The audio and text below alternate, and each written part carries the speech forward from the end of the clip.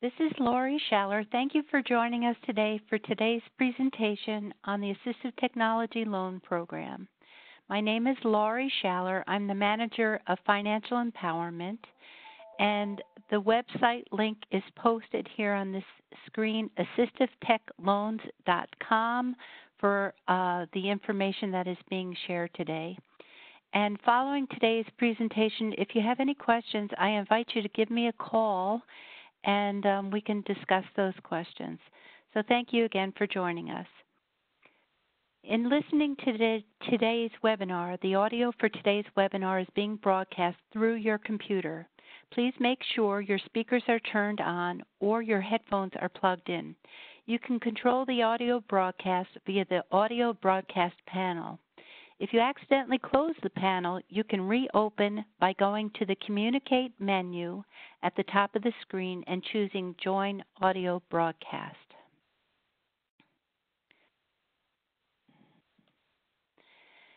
If you do not have sound capabilities on your computer or prefer to listen by phone, you can call in by dialing 1-650-479-3207.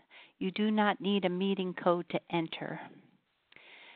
Real-time captioning was not requested for today's presentation, but there is an archived presentation at our website with real-time captioning provided.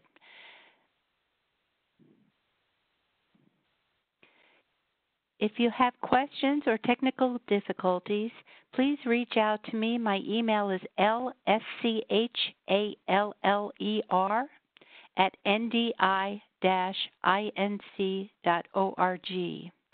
If you are listening by phone and not logged into the webinar, you are welcome to either ask questions now or get in touch with me after today's presentation.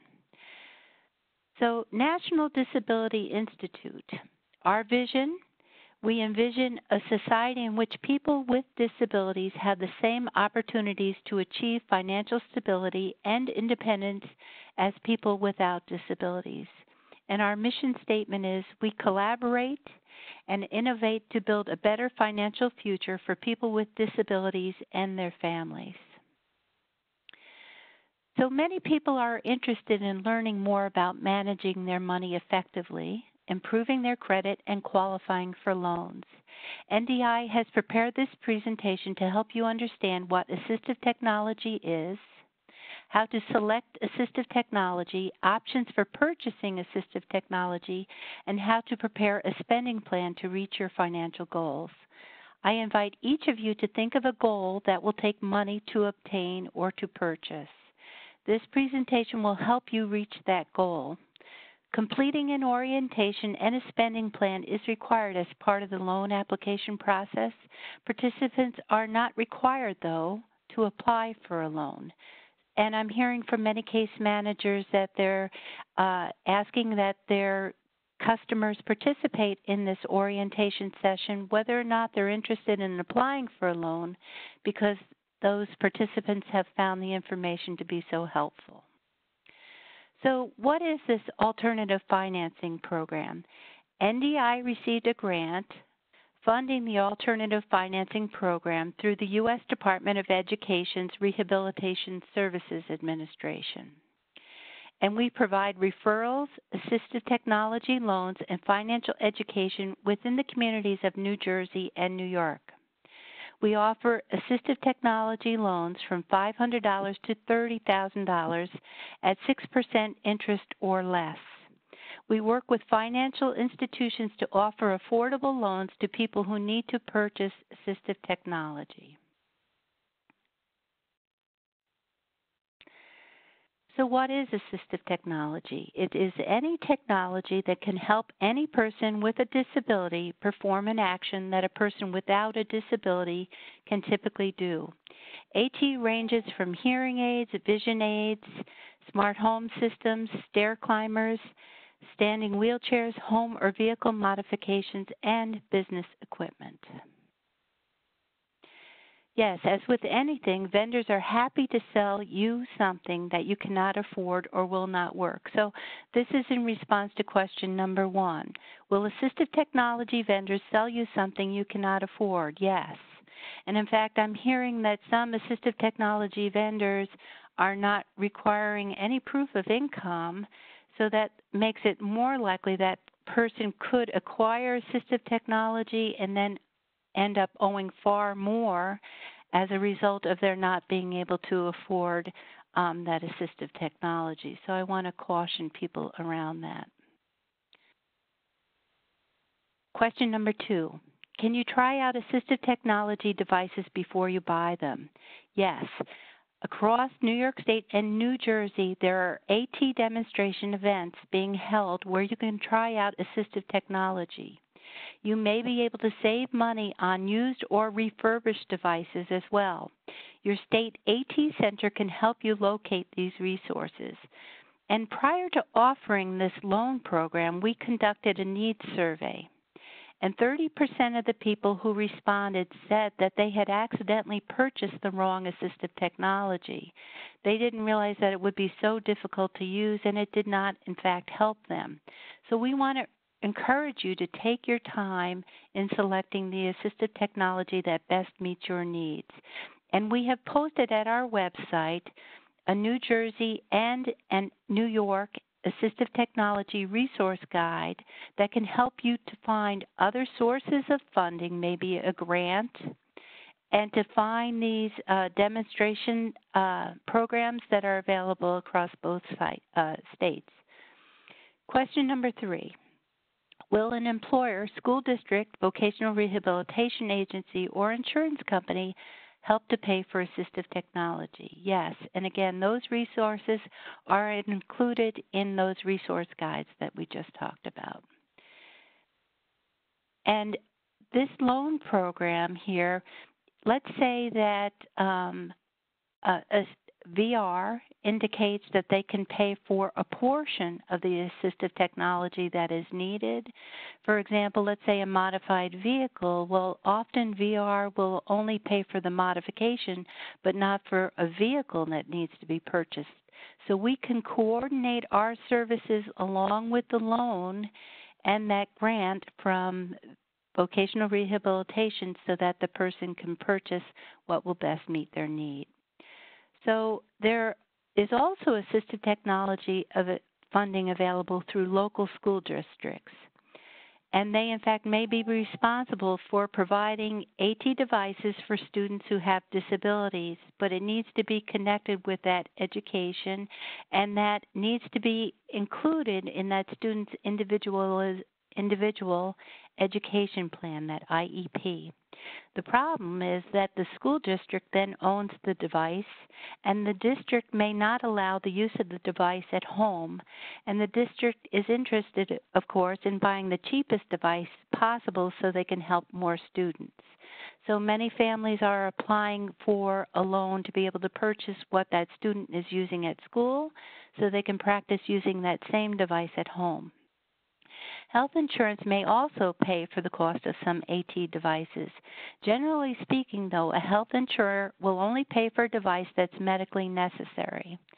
So you would have to have, for example, a prescription from a doctor and a report from a specialist such as a physical therapist or a speech-language pathologist backing up the medical need for the device. And again, insurers may only pay for devices that are the least expensive and on a schedule. For example, they may only make a purchase once every 10 years, or, it's different for every type of device that a person may need. So employment and AT funding. State vocational rehabilitation offices, Access VR in New York State or DVRS in New Jersey, they will purchase assistive technology, as well as the Commission for the Blind and the Department of Labor for individuals who have employment goals. So I've listed here the different offices available in each state, and like a lot of other funders, of course, they're going to look for the least expensive alternative. So often purchasing your own device, we know it to be very expensive. You may need assistance through loans, grants, crowdfunding, churches, or local groups, and you may need to consider insurance for loss, theft, or damage of that device. If an individual with a disability incurs home modification expenses related to medical or employment purposes, some or all of the costs may be deductible from federal income tax as a medical expense. So you can see that information at the IRS publication 502 and 907. So many people who have a disability and receive perhaps SSI and or SSDI, in speaking with them, they are not aware that they are allowed to work and continue to receive those benefits for a period of time. And there are work supports designed to help people acquire the assistive technology that they need. For example, a PASS plan, a plan to achieve self-support, allows an individual with a continuing disability who is eligible to receive SSI, Supplemental Security Income, to set aside additional income for a short or long-term employment goal. The savings can be used to purchase assistive technology to pursue education, engage in business development, and to increase employment outcomes. Past participants may receive SSI and or SSDI, but they must be eligible for SSI to ensure that they do not have more than $2,000 in countable resources. So if an individual now, let's say they have $10,000 set aside and they intended to use that for their education, well, those monies can be saved within that PASS plan account, and then they perhaps would be eligible for SSI. So we can talk about this if you are wondering if you might be eligible, and I can walk you through that process. So again, also an impairment-related work expense, or an IRWE, can include the purchase or lease of assistive technology for employment, qualified as a work-related expense, reducing the countable income for an SSI and or SSDI beneficiary. And then there's that purchase essential to self-support, the PES plan. So a self-employed individual who needs to purchase equipment for work may be able to have more resources through the purchase essential to self-support, PES work support. So there is a link posted here below at the Social Security Administration.gov website so you can research these work supports that are available around assistive technology. Then there is a relatively new savings account for some people who have a disability provided through the ABLE Act, and this was passed by Congress in 2014. And it may provide a way for a person who has an onset of disability prior to age 26 to save money to fund a variety of services, including assistive technology and personal support services. So both New Jersey and New York State offer ABLE savings accounts, but you can compare those options to other state plans and enroll in a savings plan that you think would best meet your needs. Savings up to $100,000 does not impact SSI eligibility, and any amount of savings within an ABLE account does not impact Medicaid eligibility. An ABLE account owner, friends, and family may contribute up to $15,000 into an ABLE account annually. A person who works and who does not have an employer-sponsored retirement plan may contribute an additional $12,140 from their earnings into their ABLE account. So this means that that working individual can save up to $27,140 in their ABLE account for 2019. Now, an ABLE account does not change countable income, so that income that is earned still needs to be reported to Social Security Administration, but individuals who receive SSI and or SSDI, again, are eligible for a wide assortment of work supports that can help to reduce countable income. So, question number 4. Should family members be included in discussions regarding the spending of money? Well, we suggest yes, because everyone in the family needs things that cost money.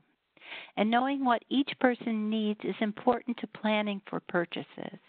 Planning and working together towards financial goals can help reduce stress around money management.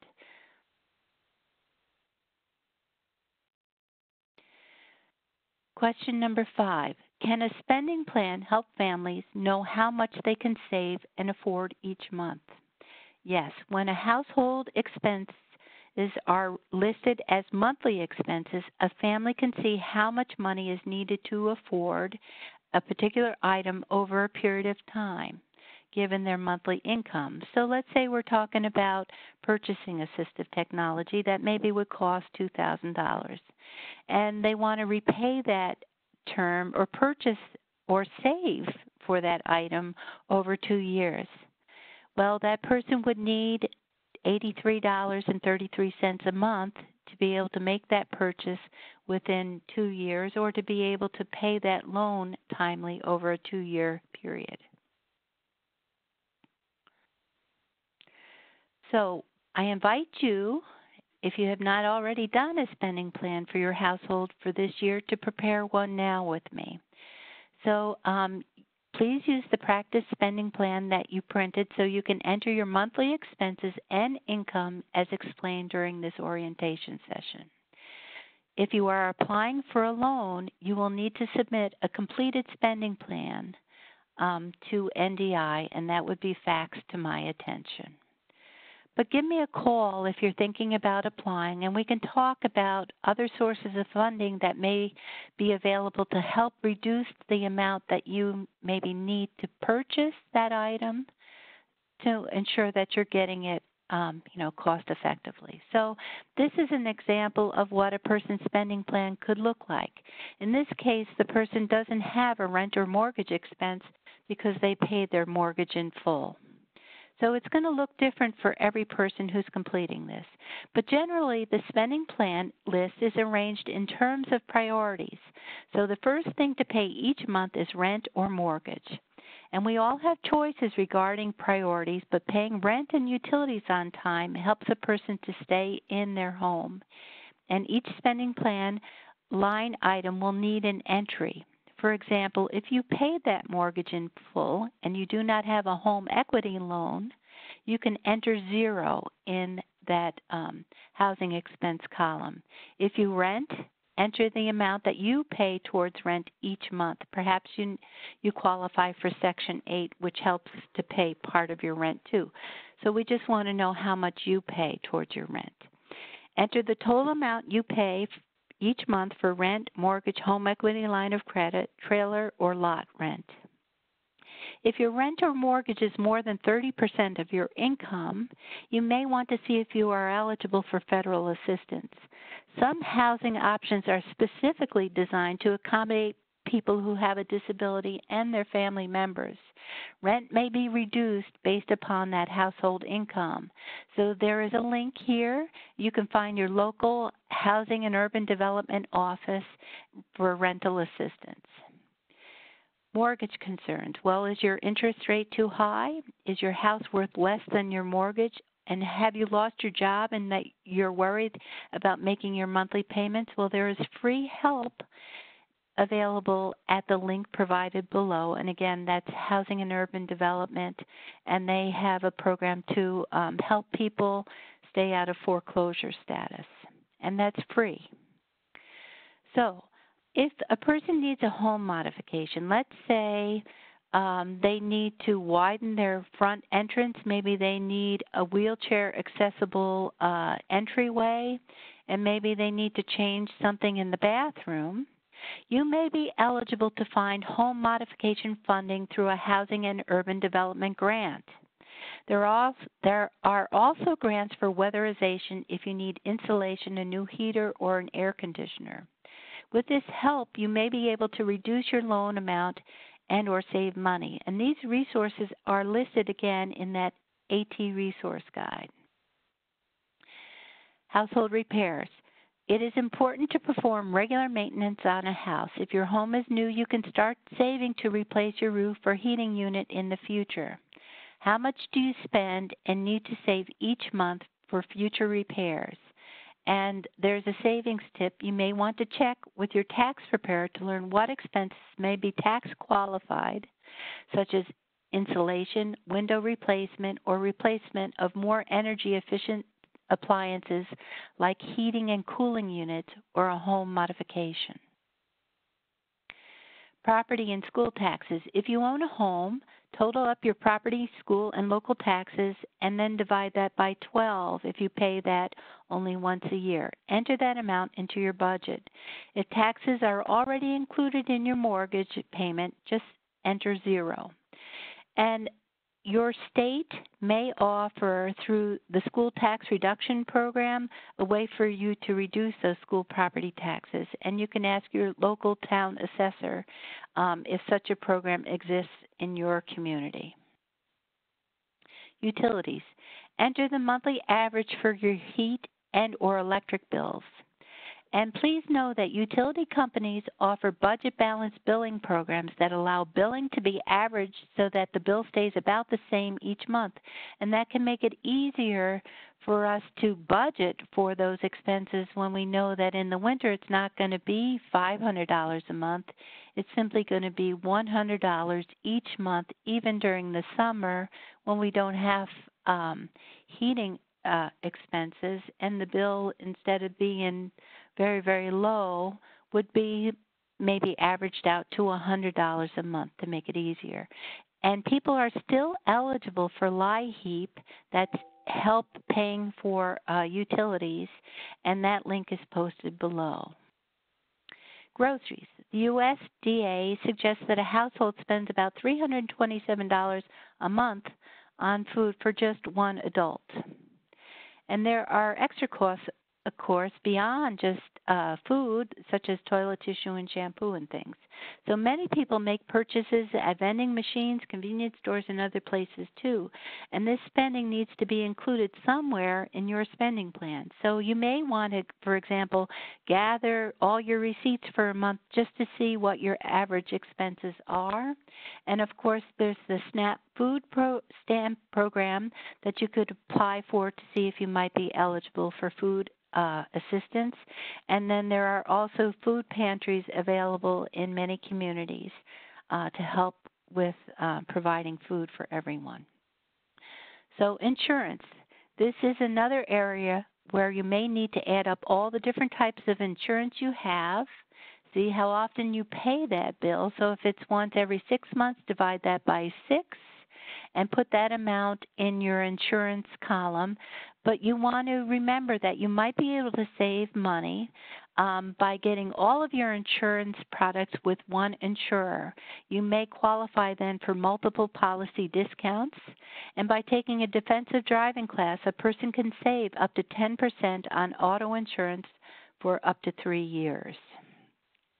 So medical expenses, how much are you paying out of pocket for medical expenses for things such as copays and prescription costs? And again, you know, if you know how much you paid for all of last year and preparing your taxes for last year, simply divide that by 12 if you think that will be about the same amount this year. If you do not have medical insurance, you can learn of your options, including free or low-cost plans available in your state through healthcare.gov. So please explore that if you do not have medical insurance now, or if you are in that 24-month waiting period for Medicare. Telephone, cable, cell phone, internet. Bundling those services may be a great way to save on your overall cost. Households that have an individual with a disability may be eligible for telephone or cell phone assistance, and you can contact your local telephone company to find out, or your cell phone plan to see if you might be eligible for a discounted plan. And with Internet access, everyone has access to a wealth of information. You may want to explore available services in your area, which may include access even to a free computer. And that program link is posted here below. Auto loan. If you have a vehicle lease or loan, please enter your monthly payment here. This AT loan program can provide a loan to purchase a modified vehicle or to modify a vehicle that is less than 5 years old. Now, if you've been looking at a vehicle and it's, 7 years old, but it hardly has any miles on it, give me a call. We can discuss that and negotiate this on an individual basis, given the condition of that vehicle. So for information regarding transportation options, there's for individuals who specifically have disabilities, there is the Disability World transport link posted below. So you can explore, for example, paratransit services and things if that would best meet your needs. Now, if you own a vehicle or you're about to purchase a vehicle, we want to make sure that you can afford to repair that vehicle. So the average cost of auto repairs can be difficult to predict. I suggest at least $80 a month, even if it's a brand new vehicle, so you can start to save now for future repairs when that new vehicle starts to break down and you need to make larger repairs in the future.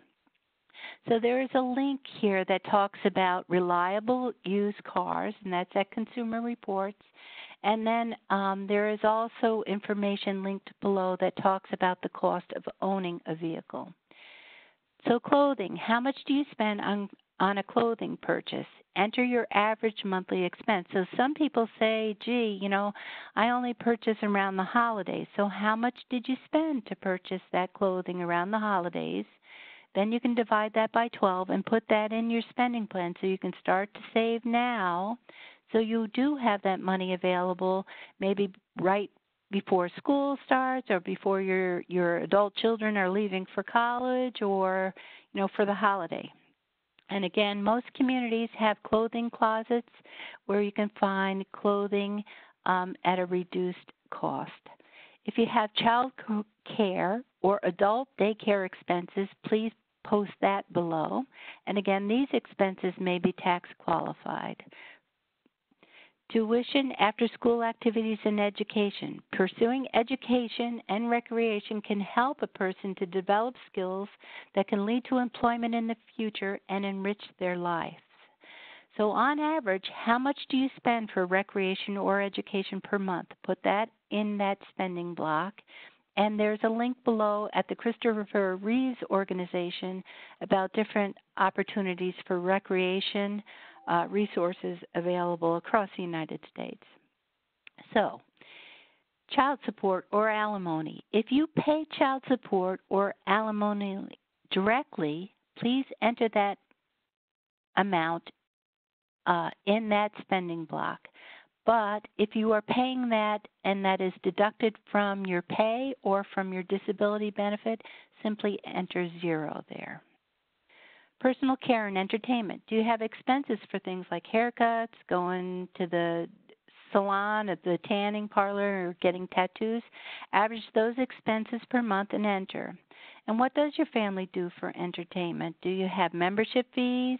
Do you go to the movies or have a hobby that costs something each month? Enter that monthly average for your entertainment. And there are some money-saving ideas around entertainment and creating a zero-balance budget at NDI, and that link is posted below.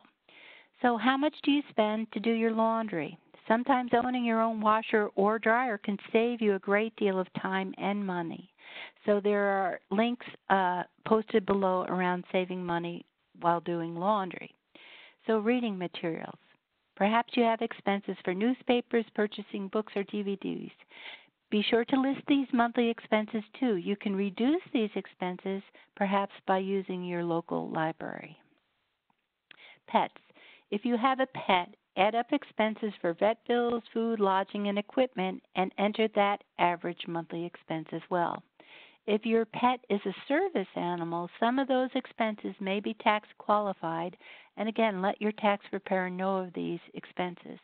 Gifts, how much do you usually spend on gifts? So you can take that total and again divide it by 12. So whenever that event is coming up, you already have had the chance to save money to make those purchases that you feel are very important. Alcohol, lotteries, tobacco, how much is your family spending on these expenses? Enter the average monthly expense. And if you're concerned about signs of addiction, there is a link posted below. Donations. Perhaps you donate to a church or a charity. Enter that monthly average as well. Rent to own. If you have a rent-to-own contract, how much are the monthly payments? Rent-to-own contracts charge very high fees, and payments are not reported on credit reports unless a unit is repossessed. Would it save you money to return the merchandise and save to purchase that item in the future, or purchase it maybe as a used item?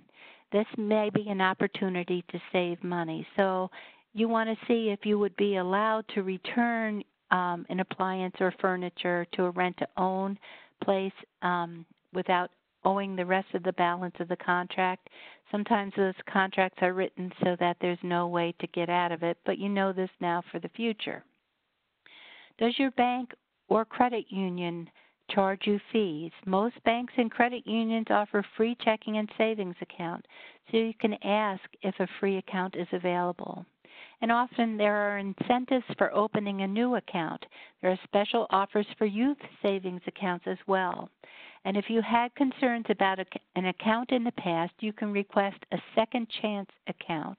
So you can ask that bank how you might be able to qualify. So emergency savings, we're seeing that the weather has changed significantly. And people may need to flee their home to be able to spend time with a family member in a different community so they're safe. So we don't know what the emergency might be that's upcoming, but to be able to save for that is wise, and we encourage you to do that. So enter how much you're able to save each month in your spending plan. Now, here's question number 6. Are people who receive SSDI or SSI benefits allowed to work? Well, yes. SSI and SSDI beneficiaries are allowed to work to their full potential and use Social Security Administration work incentives to help them increase their income while keeping some or all of their benefits for a period of time. So you can learn about that at the choosework.ssa.gov website. And we have also posted an SSI Transitional Youth VTAC toolkit, and that link is posted here, and it talks about the work supports for a youth who is under age 22 to pursue. So, SSI savings and asset limits. SSI beneficiaries need to keep in mind that there are resource limits of $2,000 for an individual or $3,000 for a couple. However, there are protected savings opportunities available that allow SSI beneficiaries to save more and continue to receive their SSI benefits and Medicaid. So, through HUD, when a person begins to work, they can save that extra income through the Family Self-Sufficiency Program. So ask that case manager about that. There are individual development accounts available for home purchase, business startup, and or education. So you can find those in your local community. There's the Plan for Achieving Self-Support, the PASS plan, to save towards employment goal expenses that can include education. And then there's that ABLE savings account for individuals who have had a disability onset prior to age 26. And savings in that account up to $100,000 does not impact eligibility for SSI. Savings of any amount does not impact eligibility for any type of Medicaid. So that information at Social Security Administration is posted below. So what is your income? So this allows you an opportunity to talk about what you receive each month in terms of income from all sources. So if a person is working, they want to file their taxes to be able to take advantage of any tax credits that they may be eligible for. If that person, by filing their taxes, gets more than a $500 income tax refund, they might want to talk with that tax preparer about changing their withholdings for this year so that maybe they would get closer to $500 in a refund next year so that they have more money to work with each month. And I needed to do that when I was a single parent working. That is the way I was able to purchase a home and afford to have a reliable vehicle, was by changing my withholding so I had as much take-home pay as I possibly could. So the IRS provides a link posted below where you can calculate also how much is recommended to have withheld from your taxes each year. And I wanted to let you know that there are free tax preparation sites available in every community. Simply call 211 to find out where the local free tax preparation site is. And then keep in mind that you may qualify for that earned income tax credit and other credits that could help you to get a larger refund for this year. Now, if you think that you missed something in previous years, before April 15th, you can have refunds amended or prepared for previous years, so 3 additional years. So you could do taxes for 2018, 17, 16, and 15 to increase the amount of your refund. Again, please consider having your taxes done at a free tax preparation site. So, you do not have to list alimony, child support, or separate maintenance income if you are applying for a loan, but most people do need to list that in order to show that they have enough money left over at the end of the month to be able to afford their monthly expenses and or a loan. So for those who are interested in applying for an assistive technology loan, so this could be for, again, a modified vehicle, a vision device, a hearing aid, maybe a new bathtub in an apartment. If you have someone else in that household who is helping you to afford your monthly expenses, they need to be included on that loan application. So if you have questions about that, again, simply give me a call and we'll walk through that together. Okay, so then for the loan purpose, you would need to gather up proof of income. So the last 3 pay stubs, maybe that Section 8 award letter, a retirement statement, pension disbursement statement, SSI and or SSDI award letter, maybe a SNAP food stamp award letter, and provide any other source of income for those loan applicants. Okay, question number 7. Can banks, landlords, employers, insurers, and credit companies review people's credit reports? Yes.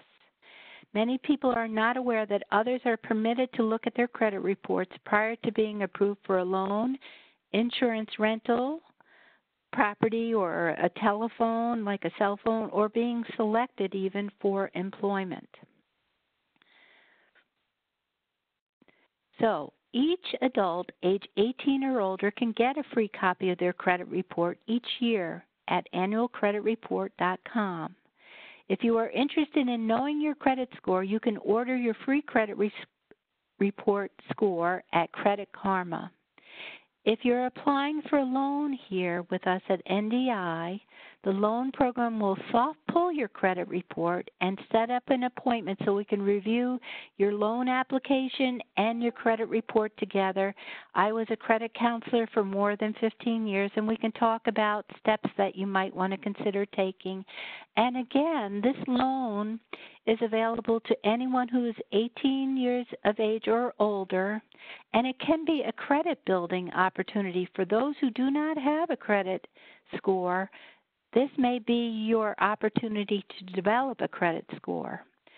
So, hard inquiries when you apply for credit. Each time your credit report is pulled, it could lower your score. And again, NDI pulling your credit report will not lower your score.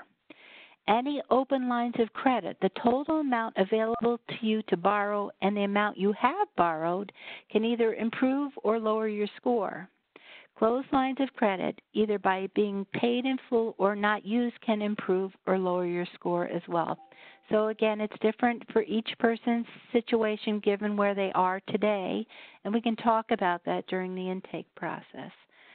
So, question number 9. Can a creditor list a debt on a credit report for more than 7 years? Yes. Closed accounts show payment history for 7 years from date of closure. Therefore, accounts can be listed for more than 7 years, including the years that payments were made on time or late. A judgment for an account can be posted for 10 years and can be renewed as well. Credit reporting listing of public records. Utilities, child support, and tax accounts usually do not show up on a credit report unless they are in collection status. And you know, I forgot to list also overpayment status for SSI and or SSDI. If a repayment plan is not in place, that can be posted on a person's credit report as well. So you can prevent collection activities from damaging your credit. If you receive notice of a court date regarding a collection, you can go to that hearing and negotiate a repayment plan in an effort to prevent legal action. And legal action can include posting a judgment for child support, tax, and or credit accounts, which significantly lowers a credit score for a person. Chapter 11 and 7 bankruptcies are posted on a credit report up to 7 years. A Chapter 13 bankruptcy where a person has repaid those creditors and an agreed upon amount is posted up to 7 years. But I wanted to caution, too, a person who files bankruptcy often ends up paying future creditors more than a person who pays creditors and does not file bankruptcy. People who file bankruptcy suffer with lower credit scores and increased interest rates for years and pay more when borrowing money in the future. A bankruptcy can interfere with obtaining some licenses for jobs as well. And for this loan program, each of our participating credit unions and banks has stipulated that there is a 5-year waiting period before a person can apply for one of these assistive technology loans. And most mortgage companies also require a 5-year waiting period. They want to see if, following a bankruptcy, a person is able to borrow money and pay it back on time. So how do we use credit wisely? Opening a checking or savings account is a first step towards building a potential credit relationship and can save you money after save you much money over using a predatory service such as a check cashing or payday loan service. Hold on a minute, I need a drink here. Okay. Having a loan for college is a way to develop a credit history and advance one's education and career. Sometimes purchasing an energy-efficient appliance with a line of credit can save money.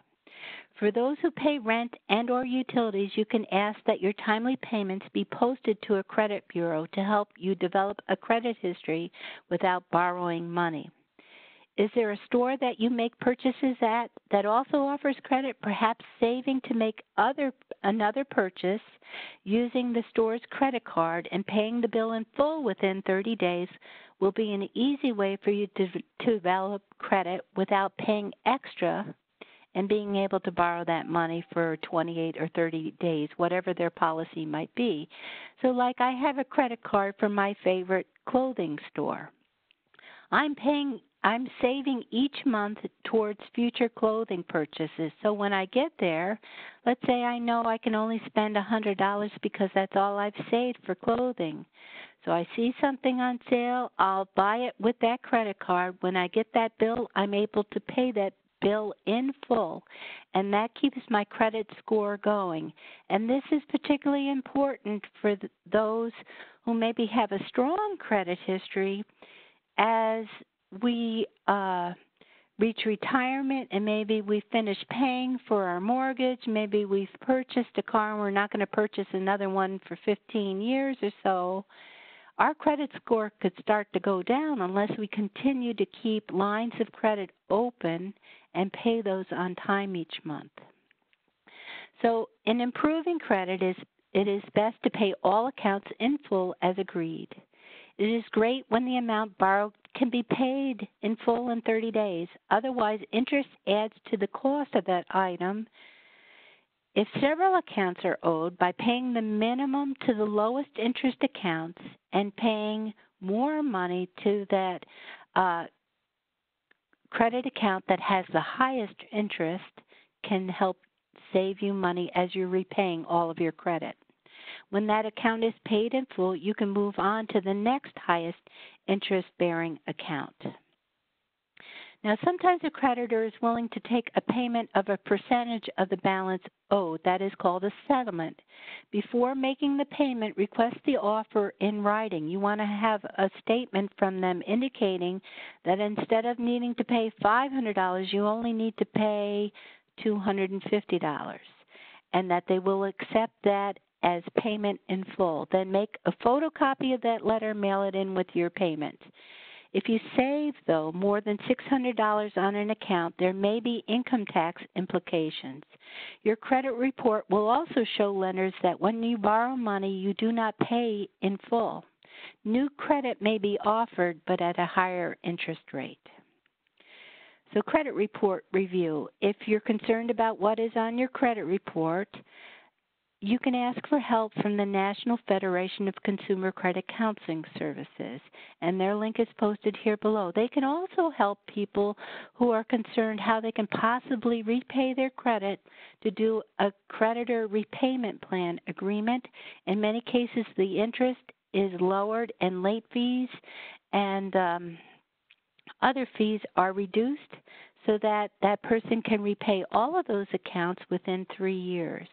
And that's a very cost-effective way to be able to improve credit. That is outstanding, and you may think at this point that there's no way to repay it. They can help you take a look at that. So, survey question number 10. If a person has a loan for $1,000 at 0% interest, could they owe more than $1,000? Yes. If payments are missed, the following fees may be added. Late fees, $30 a month maybe. Repossession of that device and storage fees, maybe $600 or more. Auction to resell that item to someone else. Maybe the auction bid for something that's worth, $10,000 would only be $250, so that person's going to owe the rest. And then, of course, there are collection fees, a percentage of that loan amount, small claims fees, and the interest is charged when a judgment is filed as well. So that little loan of $1,000 at 0% interest, if collection activities are pursued, that person could end up owing considerably more.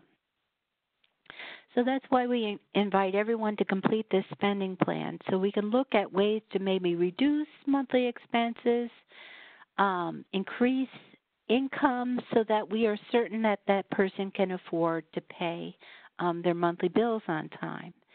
And so if you wish to apply for a loan, you want to consider bringing all your current monthly bills current. Make timely payments to your creditors. We can provide advice around that.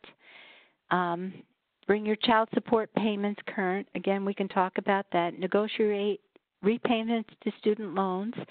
Save for purchases and pay back within 30 days. And save money maybe as a down payment for the assistive technology that you may need. This will help you to demonstrate that you do have extra money left over at the end of each month if you start to save now during the loan application process. But this application process is pretty quick. So, 2, while applying for credit, or when a person has a loan that needs to be paid for over a period of time, a person wants to think about reducing additional credit so that you're assured that you can afford to make those monthly payments on time each month. Okay, so what is this loan application process? Well, we have a loan committee comprised of people who work within the field of disabilities, healthcare, and employment. And more than 50% of those people have disabilities themselves. So if you apply for the loan, we're going to have a meeting over the telephone. We would review your application together, pull your credit report, talk about things. If you are ready for your application information to go into the loan committee, I prepare a summary so they don't know who you are and you don't know who they are. But they're going to make a decision and pre-qualify these applications. And those decisions are made by the entire group. So, and if they know of another source of funding that can help that loan applicant, we'll get back to you and make sure we can work together to coordinate that and reduce the need for your loan, if at all possible. So what does the loan committee consider? They want to see that your mortgage, rent, and utilities are current.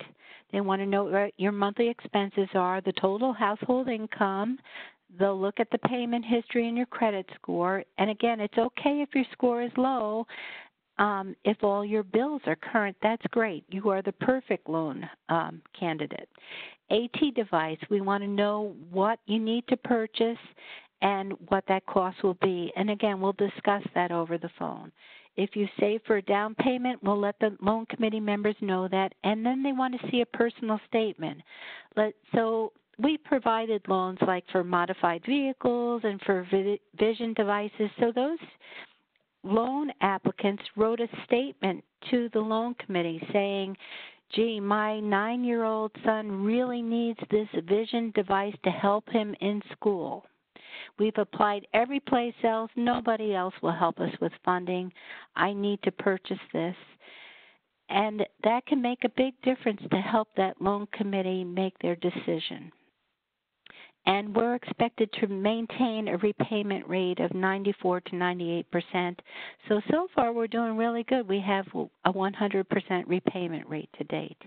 Now I wanted to share this graph here with you. So there's a comparison posted here between purchasing AT from an AT vendor, purchasing assistive technology with your credit card, or going through the loan program. So just to share with you, residents of New Jersey, everyone who gets a loan through our program, the interest rate is 4%. Any resident of New York State who gets a loan, the interest rate is 6%. That is the best we were able to negotiate. Now, what I'm hearing from people who went directly to AT vendors is they got interest rates to purchase what they needed, either 16% or 24%. And maybe the contract says, oh, it's 0% interest, but when you read the fine print, it says if you miss any payment during that repayment term, from the date you got that line of credit, you're going to owe 24.99% interest on the full amount borrowed. So they're counting on you to miss a payment, and that's how, they earn a lot of money. So let's say somebody needs a $10,000 loan and they qualify for interest at 16% interest. Over a 5-year repayment term, that person's going to pay $14,590. If they get it on their credit card instead of 24% interest, they're going to pay $17,268.